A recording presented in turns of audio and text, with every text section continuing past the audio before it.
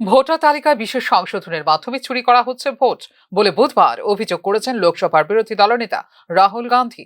India block এ বিষয়ে চুপ থাকবে না এবং সংসদ থেকে রাস্তায় নেমে লড়াই করবে বলেও মন্তব্য করেন তিনি। শুধুমাত্র বিহারের বিষয় নয়, মহারাষ্ট্রেও ভোট চুরি হয়েছে। আমরা নির্বাচন কমিশনের কাছে ভোটার তালিকা চেয়েছিলাম, ভিডিও চেয়েছিলাম, কিন্তু তারা আমাদের তথ্য দেয়নি বলে জানিয়েছেন রাহুল গান্ধী। সরকার ভিডিওগ্রাফির অনুমতি দেওয়ার আইন পরিবর্তন করেছে। মহারাষ্ট্র নির্বাচনের আগে 1 কোটি নতুন ভোটার যুক্ত হয়েছে। আমরা কর্ণাটকে নজর রেখেছি এবং একটি বিশাল চুরির ঘটনা ধরা পড়েছে। আমি আপনাদের এবং নির্বাচন কমিশনকে সাদা এবং কালো মতো ভাষায় বলতে পারি যে চুরিটি কোথায় এবং কিভাবে হয়েছিল বলে উল্লেখ করেন রাহুল গান্ধী। महाराष्ट्र में इन्होंने चीटिंग की। हमने सवाल पूछे इलेक्शन कमीशन से, वोटर लिस्ट दिखाइए। इन्होंने वोटर लिस्ट नहीं दिखाई। हमने कहा कि वीडियोग्राफी दिखा दीजिए, वीडियोग्राफी का कानून बदल दिया।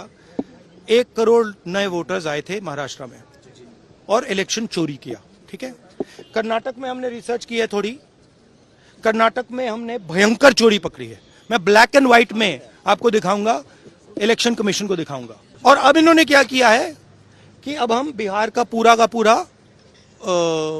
सिस्टम नए तरीके से करेंगे, वोटर डिलीट करेंगे और नए तरीके से वोटर लिस्ट लाएंगे।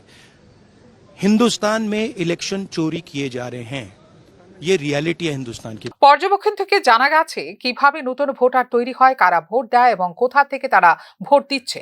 আমরা ওদের চুরি করতে ধরতে পেরেছি। সেই কারণেই এখন নির্বাচন চুরি করে পুরো ব্যবস্থাটি নতুন করে তৈরি করছে তারা। ওরা ভোটারদের নাম মুছে ফেলবে এবং নতুন উপায়ে তালিকা তৈরি করবে বলেও অভিযোগ করেন লোকসভার বিরোধী দলনেতা Rahul Gandhi. Bureau report, news নাও।